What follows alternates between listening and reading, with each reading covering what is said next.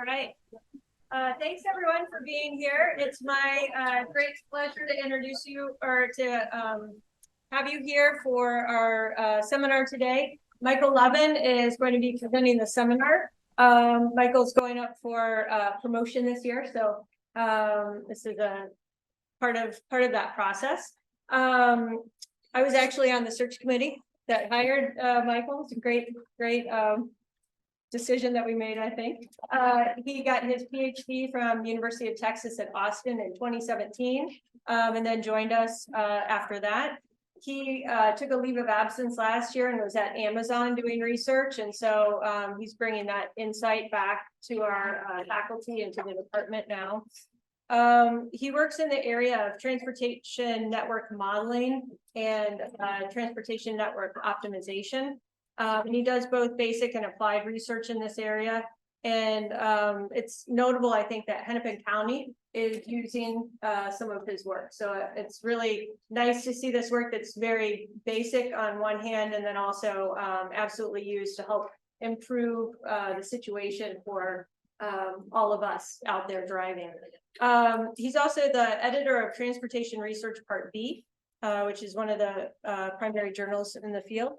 And he's also on the Network Modeling Committee of TRB, which is one of the main disciplinary organizations in transportation engineering. So with that, I'm really happy to have you here. And take it away. Thank you, Paige. So today I want to talk about max pressure traffic signal timing. And like Paige said, this is basic and applied research. It's a combination of work that I've done partly for NSF, partly for MnDOT, LRB, Local Research Board, for Hennepin County directly. If you were here in, I think, 2022 or like last year, I did a presentation on max pressure signal timing as well. This is going to be new material that we've done since then, so stay tuned. But to start off, I think everyone's probably familiar with traffic signal timing and some of the issues that arise in terms of congestion. So here's a picture where the light's green, but there's a lot of traffic in an intersection you can't really get through. And overall, intersections are a major bottleneck for urban networks, traffic networks. So timing the traffic signals is a big problem. There's been so many decades of research on this, and yet there's still ongoing research like this max pressure control, because it's an open problem, it's an unsolved problem, we can still do better. So let's get into max pressure control specifically.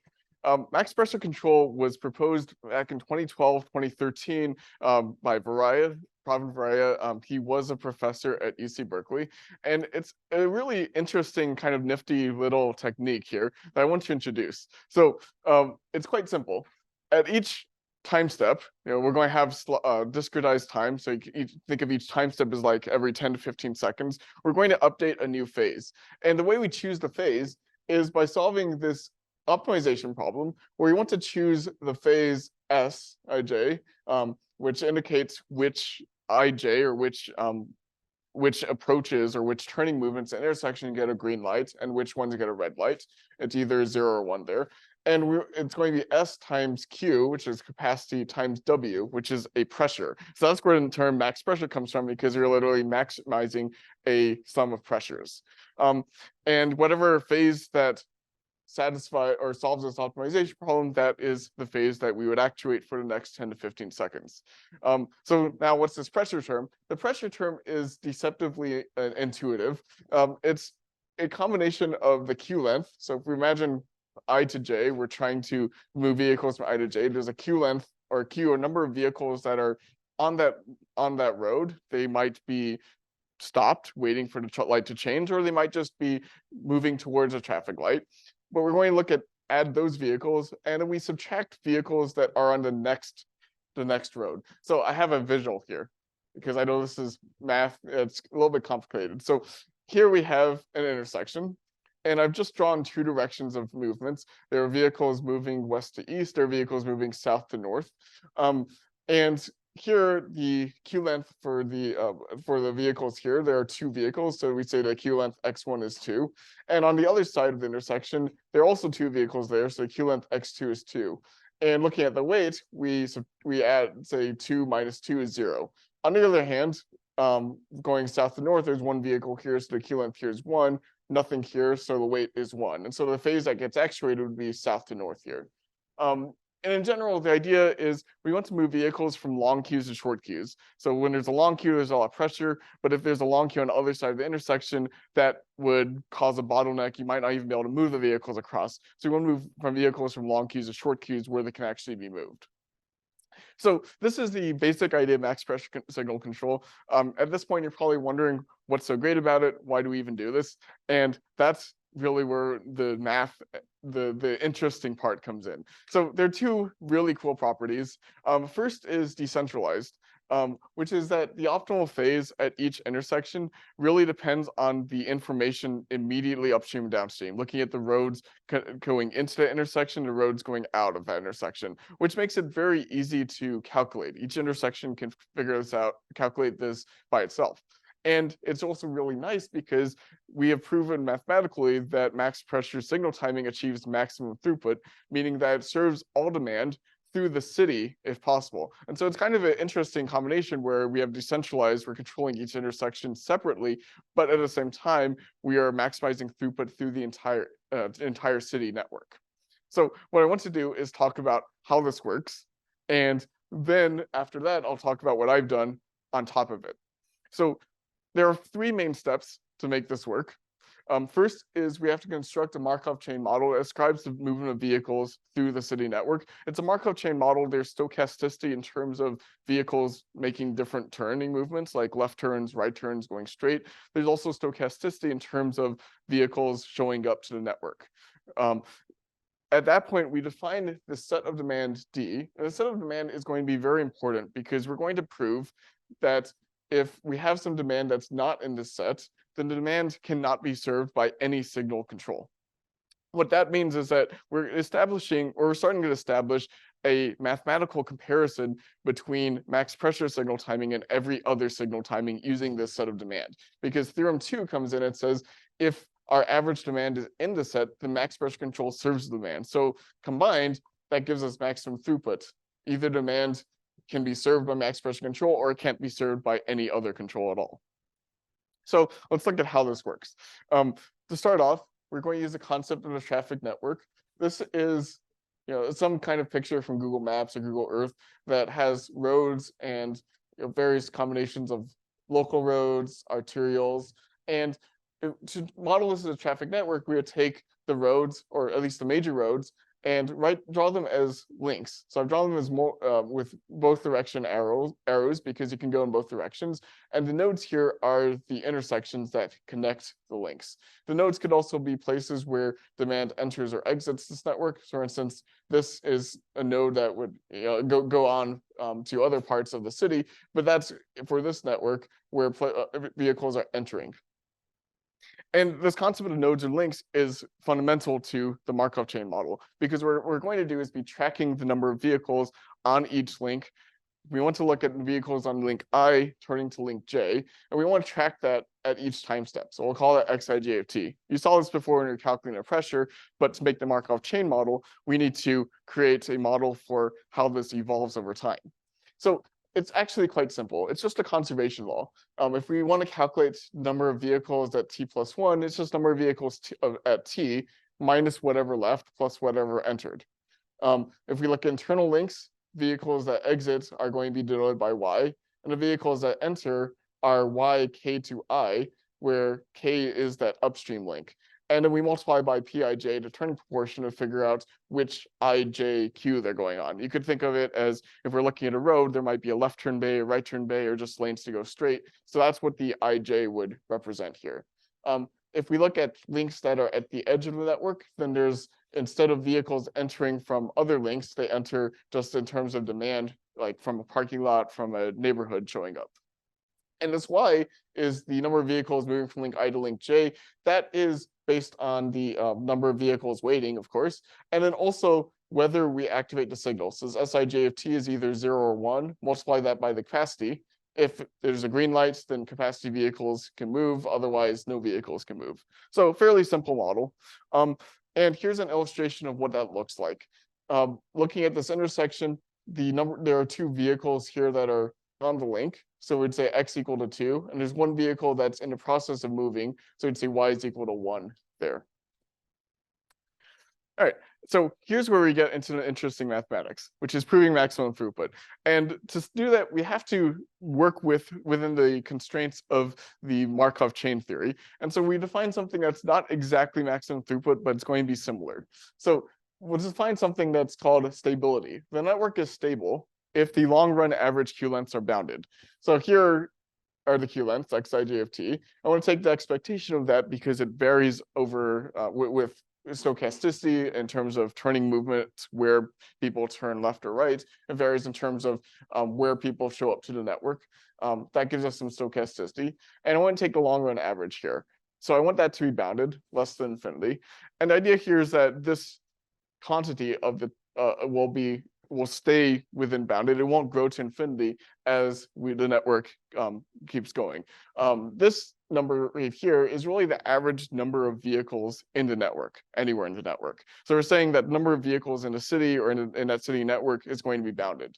And that's useful because if we look at the number of vehicles in the city or the number of vehicles on a link, that increases with entering demand. As vehicles enter, they show up somewhere in a network on one of these links, and it decreases as vehicles exit.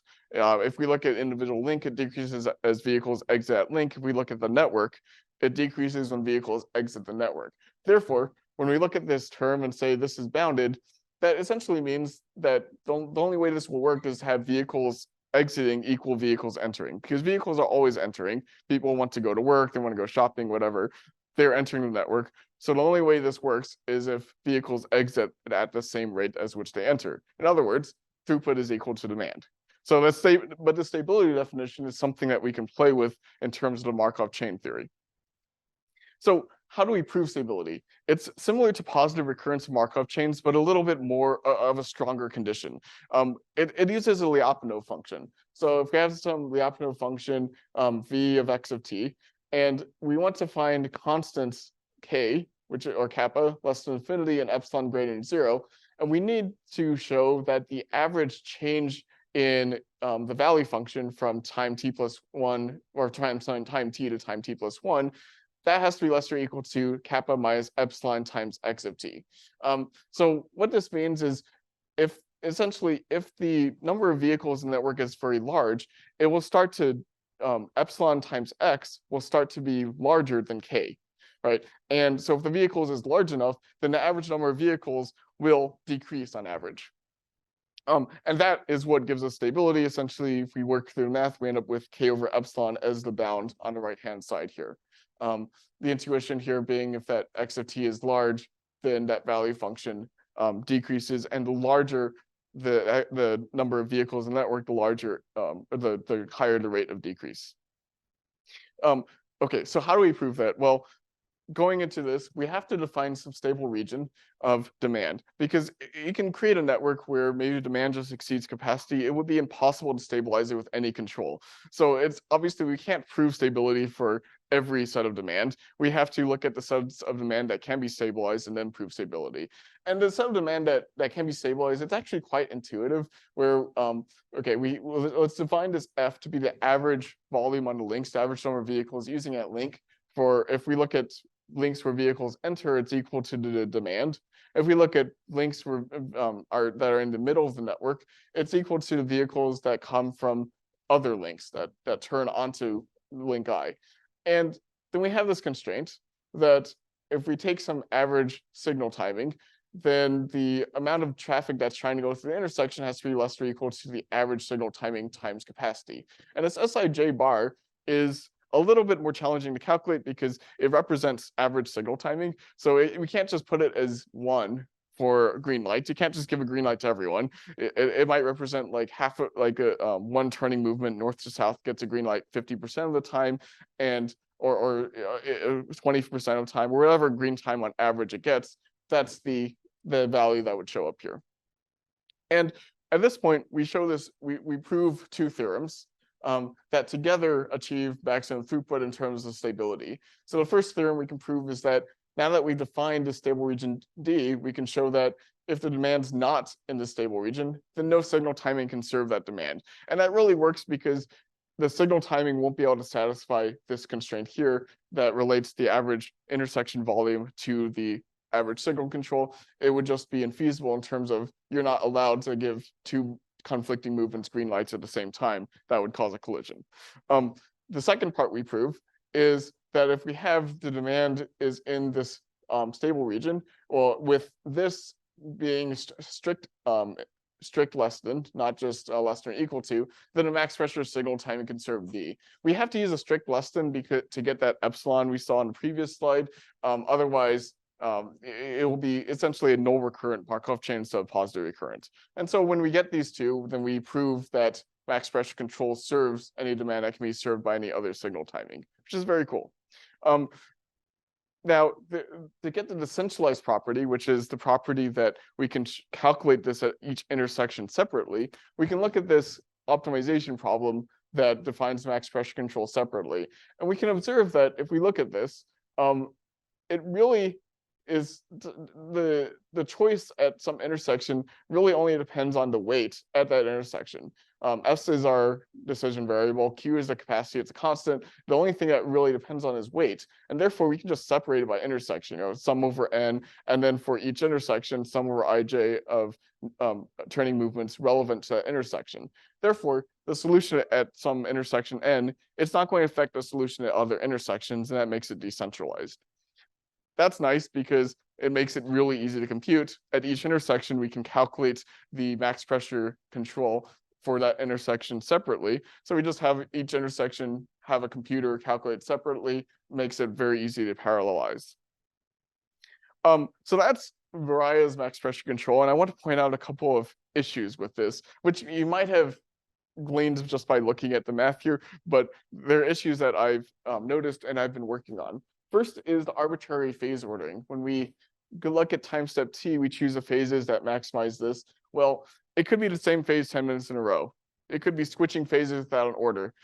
You might be waiting at the intersection for an arbitrarily long time because maybe the road you're waiting on has very low demand and the other road and the crossroad has very high demand. You could end up where the traffic signal cycles through all the other phases and just skips you. And you might be wondering, why did my phase get skipped? Why can't I move when everyone else is getting to move? So this would be confusing to drivers, and it would be a problem if you are a driver, if you're the Department of Transportation trying to work with this, it would be a problem. There's related to that, no maximum waiting time. Where it could be the same phase 10 minutes in a row. Well, you might not like that if you're waiting at a light for 10 minutes and see everyone else moving. Lack of explicit signal coordination. Oftentimes we really like having signal coordination when we go through a green light. We like to drive to the next intersection and catch a green light and keep doing that. And there's no real way to do that in this max pressure timing. I mean, it might work, but it might have some coordination just because it's tracking the movement of vehicles, but it's really not coordinated. And then also just thinking about other intersection users. This isn't all for vehicles. What if we have bus rapid transits? What about pedestrians? If we choose phases randomly in this order, how do pedestrians get enough time to cross the intersection? And these are all things that I've been working on. I'm not going to be able to talk about all of them today, but these are things that I've been working on and written papers about. The goal here when I study these problems is that I want to satisfy the practical concerns that I have listed above, but I also want to retain that nice mathematical property of maximum throughput. And that's the part that makes it a combination of theory and practice, I think, is that we want those mathematical properties. So the other part is, of course, just trying to look at how well does max pressure control work on actual intersections. We'll come to that at the end. Little preview is that it works pretty well. But obviously that's an important thing to know is that this is all nice mathematics, but does it work in practice? And yes, it seems to work, at least in simulations. So the first topic I want to get into is pedestrian phases, which is just, how do we make sure that pedestrians get access within the max pressure signal control? And it's not really that obvious how to do that, because if we saw before, we were looking at the max pressure based on the number of vehicles waiting at the intersection.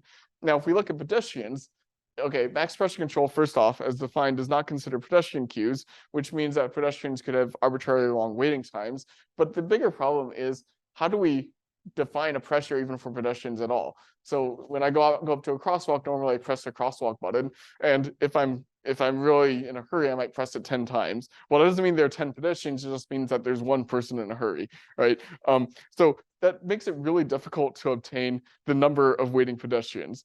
Small numbers of pedestrians will have low pressure, but I can't just rely on button presses to figure it out. I also, if we look at a typical intersection, maybe not in downtown, but maybe outside of downtown where there are many signalized intersections on arterials, the number of pedestrians is quite low relative to the number of vehicles. And that means that those numbers of pedestrians will have low pressure to actuate max pressure control. So that affects how we want to maybe define the control here, because we don't just want people waiting for a long time until the number of pedestrians accumulates. That'll probably lead to jaywalking or just people being unhappy in general. So what I want to do first is start off by defining a network structure to model how pedestrians interact with vehicles. And it's different because with the pedestrians, they have their own sort of sidewalk network, and they really only interact with the vehicle network at intersections. So these dashed lines here are crosswalks, and the longer links here represent the sidewalks. The green is all for vehicles. So you can see they'll have little pedestrians walking across, right? There are going to be pedestrian entry links or exit links as well, where they can enter or exit the network. Another thing with these sidewalks to note is that the length of the road link and the length of the sidewalk roughly the same. Pedestrians walk a lot more slowly, so that makes things a little more interesting as well. So going back to how do we turn this into a math model? Now, we already went over standard max pressure control, so we'll look at how we modified that for pedestrians. So we have the same model for vehicle queues. The number of vehicles queued at t+1 is number of vehicles queued at t minus whatever exited or moved on to the next link plus whatever entered. Here I have a little v index to indicate that this is for vehicles. And then we have the same thing for number of vehicles that are leaving, minimum of queue capacity times signal being green or red, compared with the number of vehicles waiting. And we can do the same thing for pedestrians, except if we want to look at the pedestrian number of pedestrians moving, the question is like, do we have a capacity or not? And I mean, the capacity for intersections is not really easy to define, because if there's not capacity in the crosswalk, pedestrians probably just walk alongside a crosswalk anyways. So here I want to say, if the signal is 1 for pedestrians, then we'll just move all pedestrians. And if it's 0, then no one moves. So we're not going to put jaywalking in a model, at least for now. Pedestrian links are shorter, because the way we define this equation actually assumes that people or vehicles will enter the link and exit in the next time step. In other words, it takes one time step at free flow speed, if they're going at the fastest speed possible, takes one time step to get through this link. Well, links are going to, depends on how fast you're walking. If this is like a half a mile at 30 miles per hour, that makes perfect sense. If this is half a mile at like 3 miles per hour for pedestrians, what we'll do is split up the road segment or the sidewalk into shorter links, and it will have many links that are connected in sequence to model how pedestrians take longer travel times. Looking at the S, it becomes a little more complicated here because, of course, pedestrians and vehicles, we don't want them to collide. So there are different possible signal phases. We could have a phase where all the crosswalks are active. We could have a phase where some crosswalks are active and vehicles move next to it. Or we could have a phase where there are no crosswalks active and it's all vehicles as well. Either way, we need to put that into the model. So we define that with an alpha that indicates whether a crosswalk exists, or whether conflict exists between a crosswalk. And then that gives us a constraint on whether we can activate the crosswalk or not. Since we don't have a good pressure term for the pedestrians, what I did instead was say, like, okay, let's try to give the pedestrians a maximum waiting time or maximum tolerance time. In other words, pedestrians aren't allowed to wait more than some number of time steps. It could be like 2 minutes, 3 minutes, whatever we want to impose on the system. We're going to say pedestrians aren't allowed to make pedestrians wait for longer. So if there's a pedestrian at the crosswalk, we will track their waiting time, how long they've been waiting. By saying, okay, if the pedestrian got a crosswalk activation, it resets the time to 0. and otherwise the time increases by 1 each time step. We'll have a constraint where if the waiting time gets to that threshold, we must activate the crosswalk there and slow the vehicles down. So looking at that max pressure control policy, it's really the same as what we had before, where we're looking at the vehicle pressures, but we start adding the pedestrian constraints in, and that gives us extra constraints on how we can move pedestrians.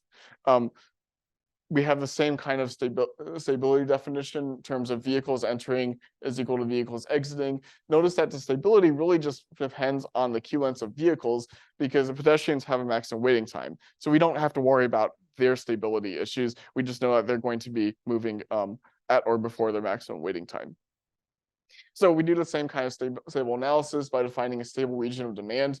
The main interesting thing here is that our signal activation has changed because we are imposing a constraint that pedestrians have a maximum waiting time. That really imposes a constraint on all signal controls that have that same maximum waiting time. So this S bar will probably be decreased. In other words, we'll be able to serve less demand because we're instead of directing all the intersection capacity to vehicles, we're sacrificing some vehicle capacity and giving it to pedestrians, of course.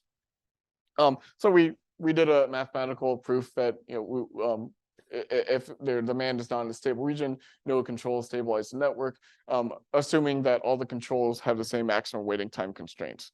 And then we have the same sort of stability proof for the max pressure signal timing as well. Starting off by saying if we look at the optimal solution of max pressure control, on average, it's better than some average signal control that's satisfying that stable region, or at least equal to, greater than or equal to. And that by proving that, that's the key part of the proof. It's saying max pressure does better than the average that satisfied this stable region. And from there, we can get the Lyapunov function and get to the whole stable definition. So let's look at how this performs numerically. And it's probably quite intuitive, but of course, worth looking at some numbers here because you can't get that from the mathematics. So we took the Sioux Falls network. It's a standard test network for transportation problems, but we enhanced it with pedestrian links. The red links here are the links that we added for pedestrians, and the green links are the crosswalk links that involve going across the intersection and blocking traffic. Normally, this network has 24 intersections, 72 links, and here we have an additional 93 crosswalks for pedestrians. So this is a nice result because it shows the difference between stable and unstable demand. And here, this is, we calculated this by looking at max pressure versus some fixed time signal control that's just not stable. What happens is that when we remember the stable definition, we said the number of vehicles in the network has to remain bounded. So if we look at the stable queue lengths, this is a graph of simulation time versus the total number of vehicles in the network. And of course, the stable queue length will remain bounded. It will increase at first from the start of the network as vehicles enter, and then it will converge to some average bound. It's going to fluctuate a little, but it will be around there. Versus the unstable network, it increases sharply, but then it continues to increase. And that's what indicates that's unstable. The queue continues increasing over time.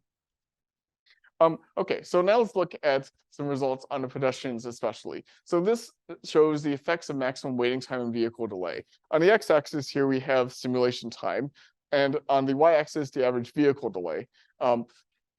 What this shows here is different tolerance levels. So if we look at the blue, that has the lowest tolerance level. Pedestrians only wait 30 seconds. The yellow has the highest tolerance level of 2 minutes. This is, and the orange and red are in between. The purple is just no pedestrians at all.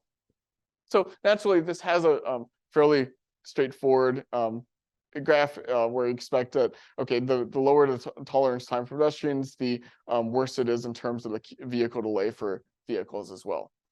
Of course, that makes it better for pedestrians here, but not that much. So you can see that it respects the tolerance. But what's interesting to see, of course, is that if we look at 120-second tolerance, they actually weren't waiting 120 seconds on average. This is average pedestrian delay. They were waiting maybe like 60 seconds. So the tolerance is a constraint. It doesn't necessarily mean that pedestrians can't move. They might get to move sooner just because it makes sense to actuate that phase with with where the vehicles are, and then it can move with the vehicles. So that's the pedestrian issue. And I want to now switch to a different issue that I talked about, that I studied, which is limited deployment. So the question here, which is very relevant to Hennepin County, is in terms of max pressure control, all the previous papers until now have been considering max pressure being used everywhere. But in reality, it probably won't be used everywhere, definitely not at first, and maybe not ever in general. In Hennepin County, for instance, we've studied putting max pressure control on 7 intersections. 7 is obviously a small amount. We want to know how max pressure control affects the throughput properties if it's only used for a few intersections there. And that just hasn't been studied from a mathematical perspective yet, but it also leads to the second question of, let's say we have some budget to put max pressure control at some number of intersections. Let's just call it B for budget. The question is, where are the best places of putting max pressure control? If we look at a whole network and we want to put like 10 intersections in as max pressure, which 10 should we pick? And that's an interesting optimization problem, and we've done some work on solving that. So first off, we want to look at the issue of limited deployment and say, okay, what if we have some intersections are max pressure and some are not? And the best way of doing that is just, let's assume these are fixed for now and examine those throughput properties. So we'll start off by saying we have n super pi of modified intersections and super sigma of non-modified intersections. I'm calling pi because that's the max pressure policy. Sigma is the existing signal control. And the question is, can we achieve maximum stability among all signal policies that modify these intersections and pi and keep the signal timing for the other intersections? So obviously we're not going to be doing as well as if we modified all intersections, but hopefully we can do at least as well. We can get maximum stability in terms of any control that would improve the modified intersections that we're going to assume here. And so we have the same sort of max pressure control here, except that, okay, if we look at the max pressure control, it says we want to maximize this pressure term. But if we look at the actual control being applied to the signal, it's either the max pressure for the modified intersections, or it's the existing control for non-modified intersections. We'll just call it default or existing control. We're not going to change that at all. So the question here becomes, how does that affect our stability? And if we look at a stable region, we end up having to, okay, we have our same relationship between average link volumes, demand, and internal link structure. And then we want to look at the average signal timing here. But that is kind of split up because this average signal timing is going to be the default average signal timing for non-modified nodes. You can imagine some fixed timing control where every cycle you get, say, 30 seconds of green time out of a 90-second cycle. That gives you your average here. And we go through this and we said, okay, if the demand's not in this stable region, the network cannot be stabilized as well. So that's kind of the first step in proving that max pressure control achieves maximum throughput here. Then of course we go into our definition of stability. If network is stable if the long run average Q lengths are bounded again. And we again want to prove that the max pressure control does better than any other control. And the challenge here, of course, is as always that when we're comparing this, we have a convex hole versus a 0-1 choice of the red-green light, so we have to compare that. So that's the lemma we proved there, and then from there we can get our Lyapunov function that shows that we can get this k minus epsilon x of t bound. Okay, so that's great. And when we had that proof of stability, what that shows is that if we take some fixed set of modified intersections, max pressure control achieves maximum stability or maximum throughput for that fixed set of changed intersections compared to anything else we could do with that with those changed intersections, like adaptive signal control, new fixed time controls, whatever you can think of doing. Max pressure control is going to get at least as good throughput, possibly better. The question, of course, that comes next is which intersections should we modify here? And okay, we could say let's modify all of them. I'm going to assume that's impractical due to budget constraints. We're just not going to be able to modify all of them. So we'll say we can modify B intersections. So in other words, what I want to do is have some variable that decides whether the intersection is modified. I'll just call that gamma. And I'll define a cost of modifying the intersection. And that that sum is the amount of cost that I've imposed that I've taken on by modifying these gamma intersections, and that has to be less than or equal to my budget. We could have the b ends all be the same, so the cost of changing each intersection is the same, or they could be different to reflect maybe more complex intersections. Either way, what we end up doing is we need to construct some kind of optimization problem to solve this. And it's actually really cool because we can use a stable region to get that. So you'll recognize this. This tells us where the vehicles are going on average, the average volumes.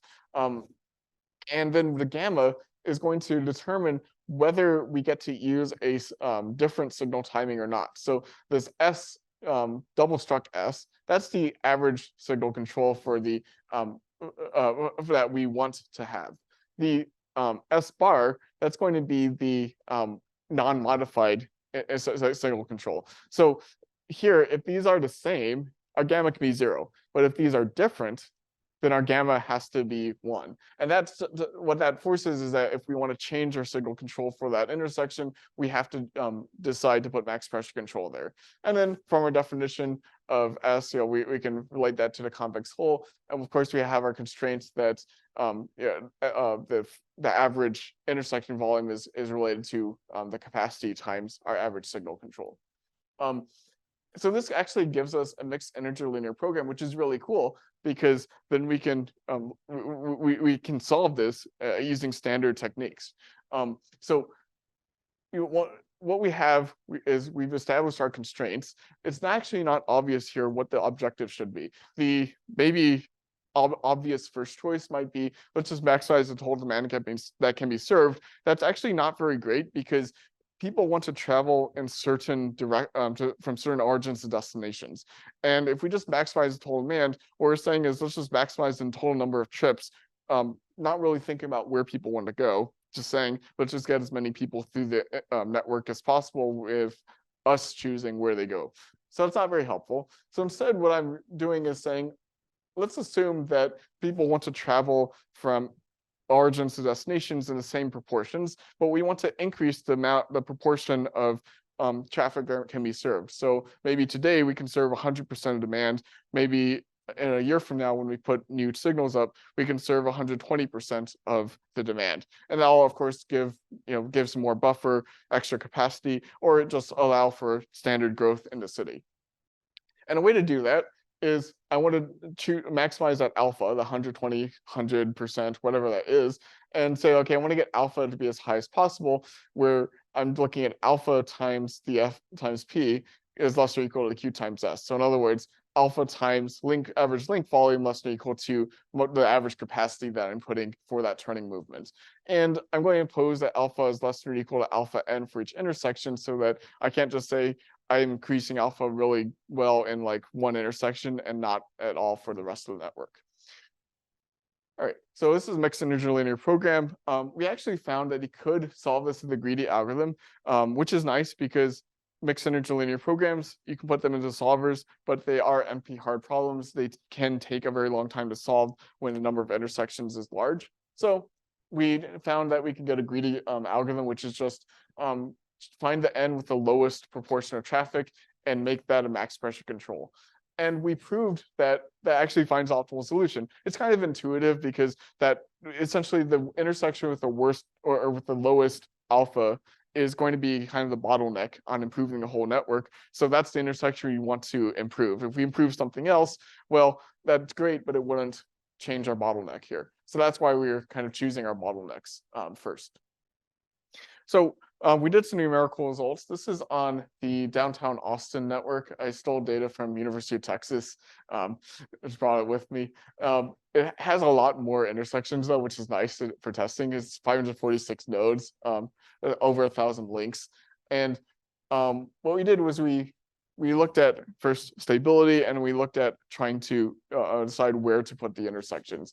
So first, one of the problems that we end up running into a lot is that the queue length varies stochastically. This is just because the demand is stochastic, the turning proportions are stochastic. And so if we look at the queue length, I mean, these are all Q lengths that it could be roughly stable, but this is normal. It's going to fluctuate like that. And the blue one, you could say, well, this is unstable. It's slightly increasing, and the green one is probably staying bounded, but it's hard to tell. So what we did to get this, or to decide whether it was stable, is we did multi-hollow simulations, 100 of them. We ignore that warm-up period. So we start here, because that warm-up period, it's always going to have a large increase in Q length until we get to that stable rate. And then we check whether average Q length is less than the slope cutoff. And we had to do this numerically or automatically because there are just so many different things you want to check that it's just not worth checking by hand. So we found something interesting, which is on downtown Austin network specifically, there were 7 nodes that were major bottlenecks.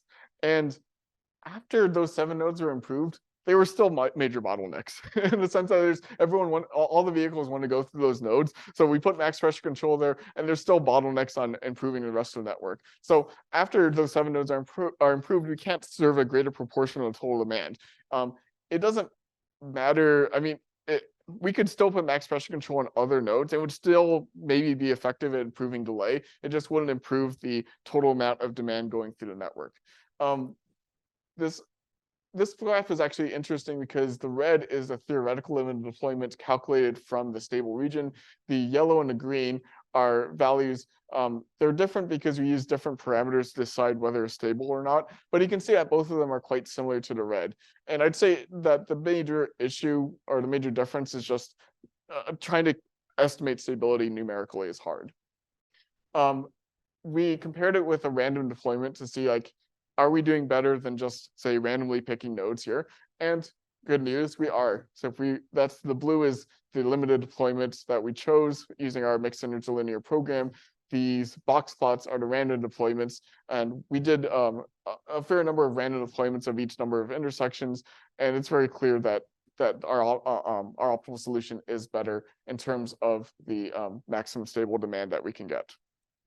All right, so those are some practical issues that we addressed very theoretically. And now this is just a purely practical issue of, does max pressure control work compared to existing signal timings? And okay, theoretically, you can say it increases it achieves at least the same amount of throughput, maybe increases it, but it doesn't really say whether it's worth it to actually put max pressure control in. So to do that, we partnered with Hennepin County on an LRRB project to simulate and explore 7 intersections. We chose these corridors in partnership with Ben Howe at Hennepin County. They were chosen because they had varying demands that varied over days, that had some asymmetric demands as well. So we have these 2 corridors. This corridor is the County Road 30, it has 4 intersections. County Road 101 is 3 intersections. And they gave us basically all of their signal timing data. They gave us current signal timings. They gave us 15-minute traffic counts, how many vehicles turning left, right, going through. We got the intersection geometry, and we created a very realistic microsimulation looking of each individual vehicle. We also did this over different times of day. So you can see some labels here, the AM peak, PM peak, AM off peak, PM off peak. And we're doing this for different times of day. And what you're seeing here are graphs on throughput results. And this compares max pressure control at different settings to the fixed time control. So the first, each of these boxes represents one intersection at one day. So the rows are intersections, the columns are times a day. The first column in a box is the actuated coordinate signal. And then these are different types of max pressure control. The first one, which seems to do well oftentimes, is the acyclic or Varia's max pressure control. And then the CMP or cyclic max pressure controls, where we're imposing constraints in terms of forcing it to have a signal cycle. So that, of course, reduces the efficiency because we have constraints, extra constraints. But on the other hand, it's good for drivers. Overall, the throughput, there are some signals where it changed a lot, but for the most part, it didn't actually change that much. Or in other words, we could find some max pressure settings where it would improve or not change very much. So that's what we got for the throughput. You can see these numbers are quite small here. The red indicates decrease, green indicates increase. But what's really interesting is the delay results, because here, if you look at the max pressure control, we see values that are really high. Like this is like 50.5% decrease in delay. Most of the intersections are like this. Okay, this one's not as good, but we still have some settings that give us like -27% decrease in delay. So on average, max pressure control is doing quite well compared to the existing signal timings, or at least we can find certain settings of max pressure control that does quite well. So what I think happened here is that the number of vehicles that were coming in, it was like a moderate level of demand. It didn't fully saturate the intersection.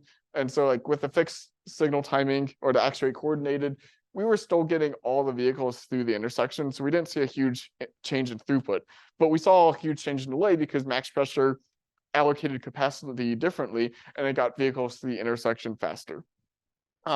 This is County Road 30. This is the other one, County Road 101.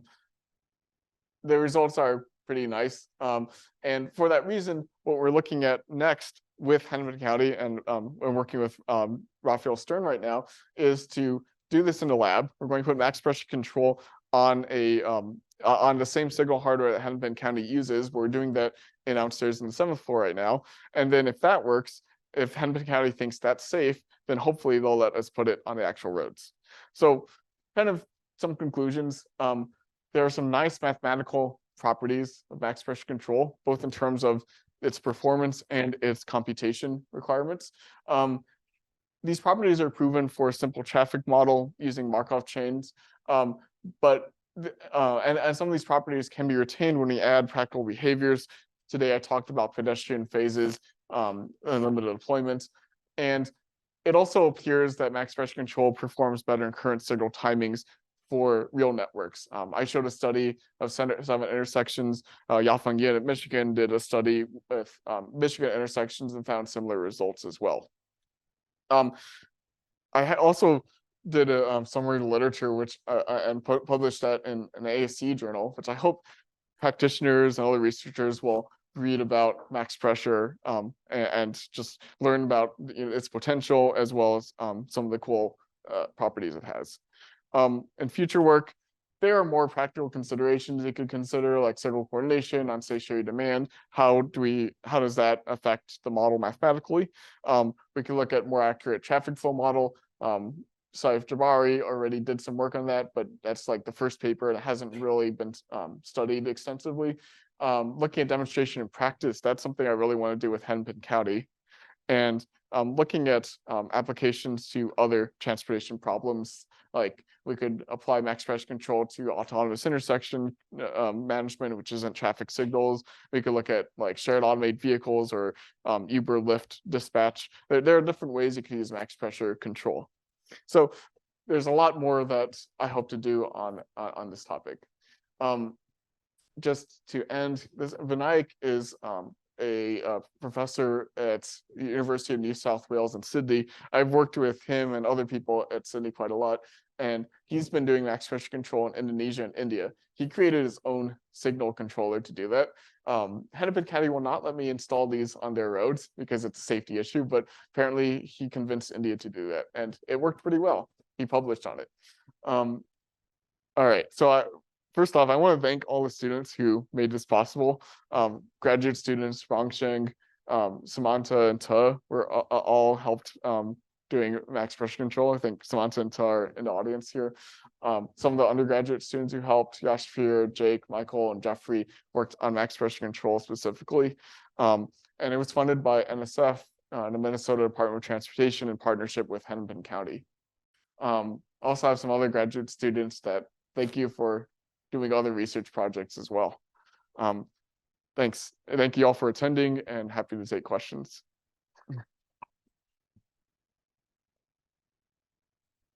Michael, great presentation.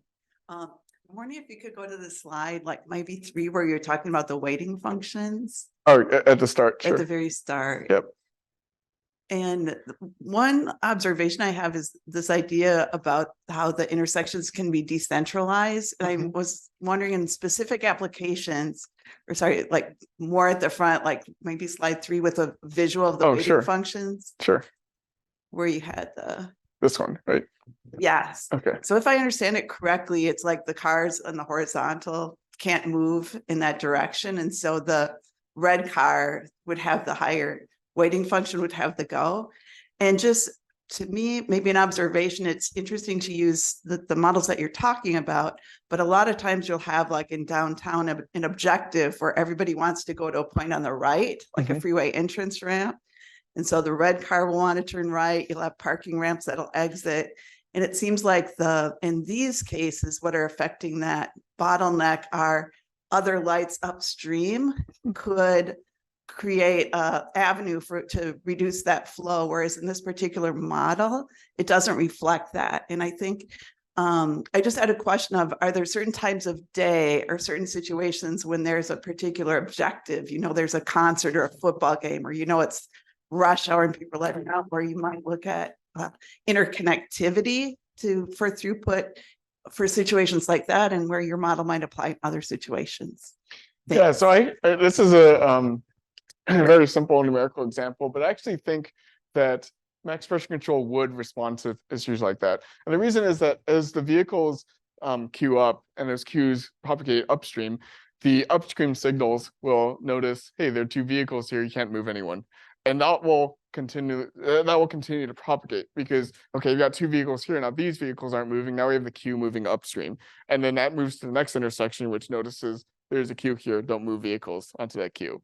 Now, of course, that has a problem of like, well, we have to clear the queue downstream, but the signals upstream will respond and say, let's give green lights to other people going other directions to make sure it's still useful.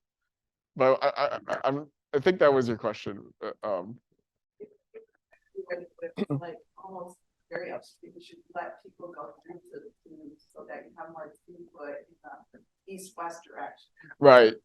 And so it's almost like that upstream signal should know I'm backing up 5 lights behind me. I should give a priority to go. It might show. Oh, okay, I see. What's needed. Also, the red car might get in that queue to the right, causing more pressure, and they would also have a green light, but they're still causing more of the traffic jam. So it seems like there are in certain situations an interaction that isn't reflected. Yeah, I mean, I would say that if we have a large queue at like that most downstream intersection, if we have a large queue of vehicles waiting to go, that's going to be a very high pressure as long as there's a place for them to go. The fact that the red vehicle wants to turn right, so it's not really illustrated here, but one thing that affects the weight function is the turning proportions as well. So if that red vehicle wants to go to the right, we're looking not just at the at this approach in total, but we're looking at where the vehicle wants to go. So this vehicle's like say in the right turn bay or wants to go there.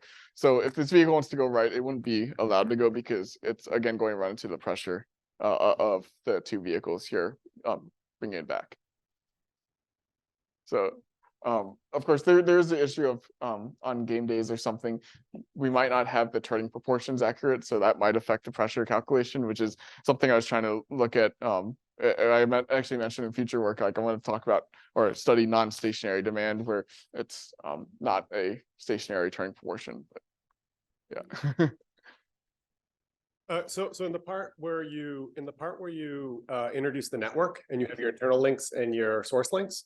Right. I'm kind of wondering if you can, so in reality, people want to park on internal links and people start their journey on internal links, or they'll exit a parking structure that's on an internal link. I'm wondering how you would modify this to add like source terms on your internal links. And it might be just unnecessarily complicating the problem, but I'm wondering if that would change things when you have like demand generated internally. I think it would just be a combination of these two equations. So we have our internal link, and then we'll add this term to it as well, where we just add the demand that shows up on the internal link from like driveways or street parking. Distribution on each link of demand generation or something. Yeah. Oh, yeah.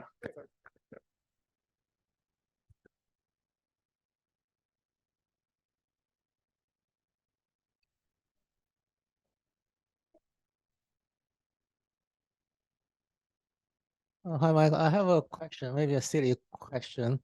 Okay. How you define the network size? If I want to study the signal, apply this model to CBD, area in Minneapolis, do I need to include roads that are outside CBD? And how many roads I need to include to have a good solution to CBD signals?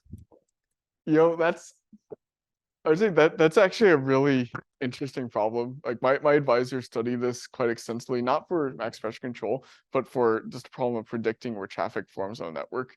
And he found that it was like if you, it might not be that simple of just like draw a circle on the CBD and cut that off, because if you have like two highways going into CBD, both are parallel, but on either sides, the traffic congestion like far north could affect which highway people go on, which would affect which highway people end up entering into CBD. And for this max pressure control, I'm not sure that issue arises as much. And I think even a limited deployment could help with that too, because so essentially we could look at the network as like all nodes or all links, not just the CBD. Could you just look at like the whole metro area?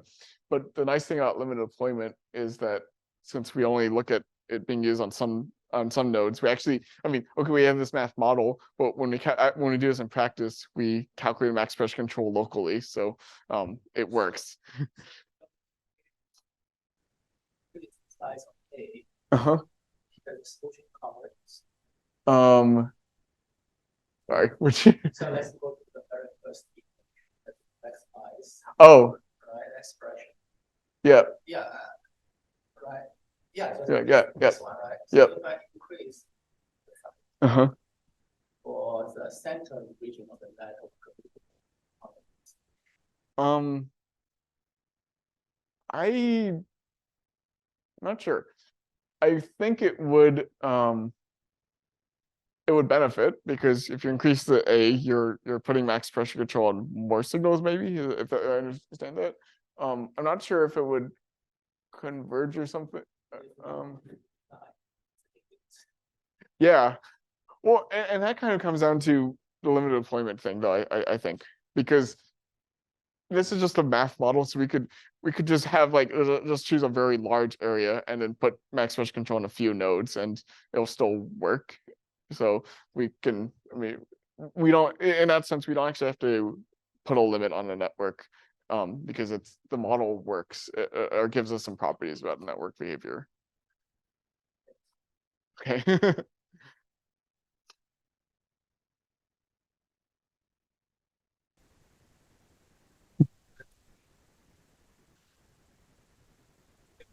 Say between the vehicle and the test.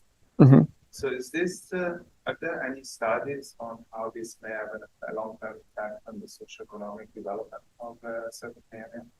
Like if you privilege car versus pedestrian other ways, in the long term, could that impact on the socioeconomic development? So how Oh yeah, sure. they decide that you or the Hennepin County or whatever, how to deal with this priority? I really haven't looked at that question at all. I kind of just looked at it as like there's someone else decided how much priority we give the pedestrians. I'm sure it has some effect. It's not something I really study.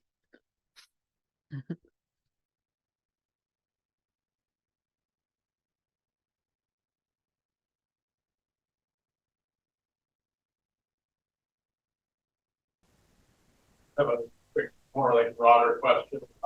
So I was wondering, have you thought about the idea of like having AI trained to control intersection like flow, and like what that sort of new technology could pose for like optimization, like these sort of problems? Yeah, I personally have not studied that, but I have seen quite a number of papers of people who have, where they try to integrate like reinforcement learning or some kind of AI sometimes into max pressure signal control. And the thing that always strikes me is that the benefit of max pressure control is that provable throughput property. And when you start to mess or change around with it, even if it is an AI that generally does well, we start to lose those properties.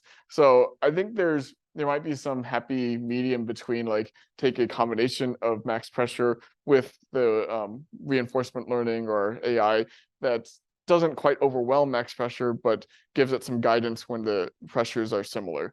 That might, still have those throughput properties, but get some of the AI benefits, because otherwise we're just running AI and we're not getting those throughput benefits that you could get from optimization.